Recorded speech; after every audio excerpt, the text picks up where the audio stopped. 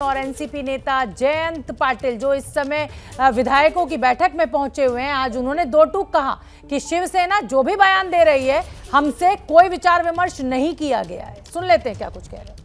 हमारे प्लानिंग का कोई सवाल ही नहीं है, वो तो उनकी प्लानिंग का सवाल है। अगर वो वापस आते हैं तो वो एक उनकी पार्टी के अंदरूनी मामला है, वो बैठ के चर्चा करेंगे और हमें बताएंगे। अभी उन्होंने जो स्टेटमेंट किया है वो हमने भी अभी देखा है टेलीविज़न पे। हम इसके ऊपर कोई विचार विमर्श नहीं किया है। हमसे उन्होंने भी हमारे से कोई विचार विमर्श इस बारे में किया नहीं है। सब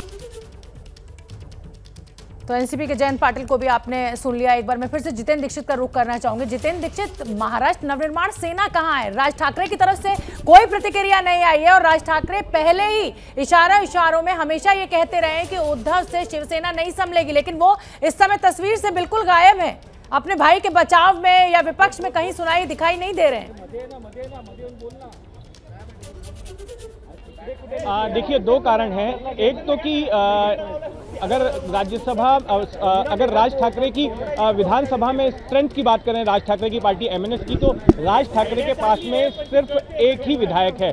तो इस वक्त कोई राज ठाकरे जो है, जो पूरा घटनाक्रम चल रहा है उसमें कोई बड़े खिलाड़ी नहीं है, उनकी कोई भूमिका नहीं है।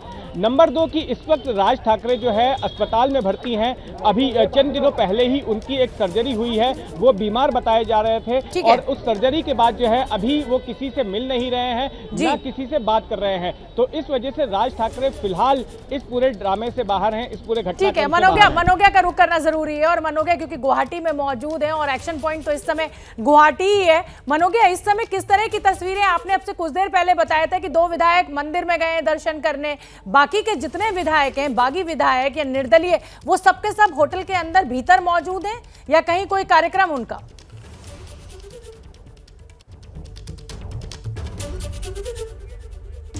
मनोज्ञा से मेरा संपर्क नहीं हो पा रहा है, उन तक मेरी आवाज नहीं पहुंची। अंकित गुप्ता का मैं रुख करूंगी। अंकित गुप्ता, आप देख ही रहे हैं कि किस तरीके से समीकरण जो है वो बन बिगड़ रहे हैं।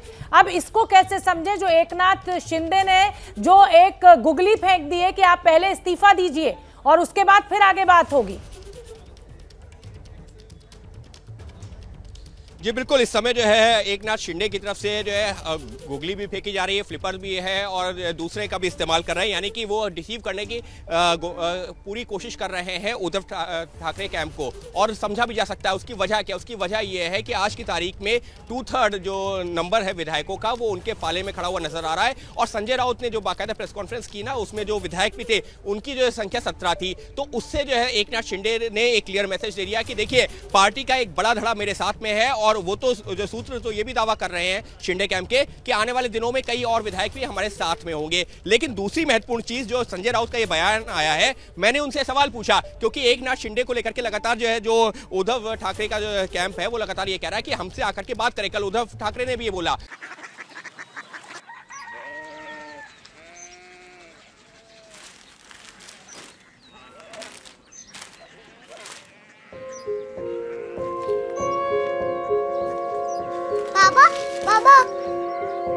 कोरिया सिटी जानी ना?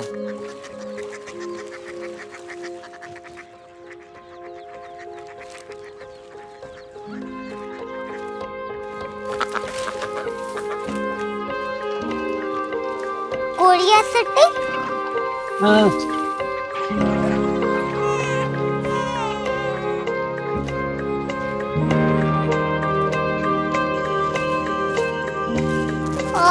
कोरिया सिटी कहाँ पे है? शहर अंग्रेजी लगे हैं।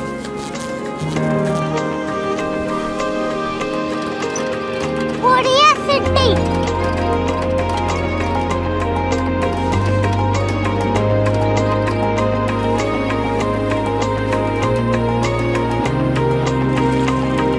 वो बहुत दूर है।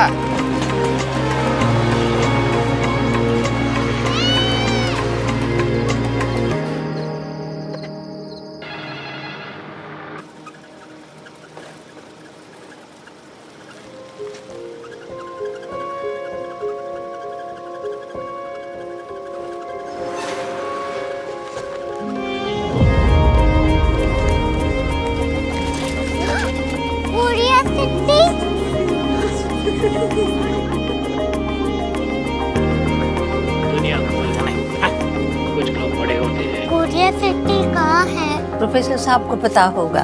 हो, ये छोटा वाला ग्लोब लगता है और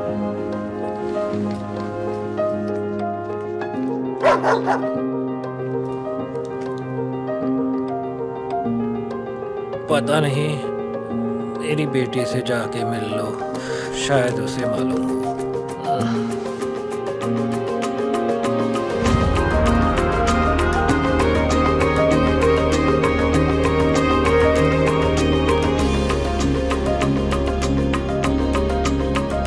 हाय, बाबा ने भेजा है। Come here. क्यूरियोसिटी। क्यूरियोसिटी नहीं, क्यूरियोसिटी।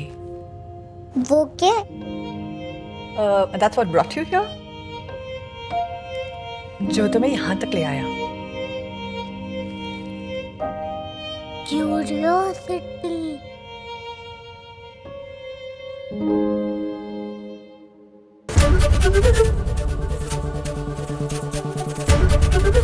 ABP न्यूज आपको रखे आगे।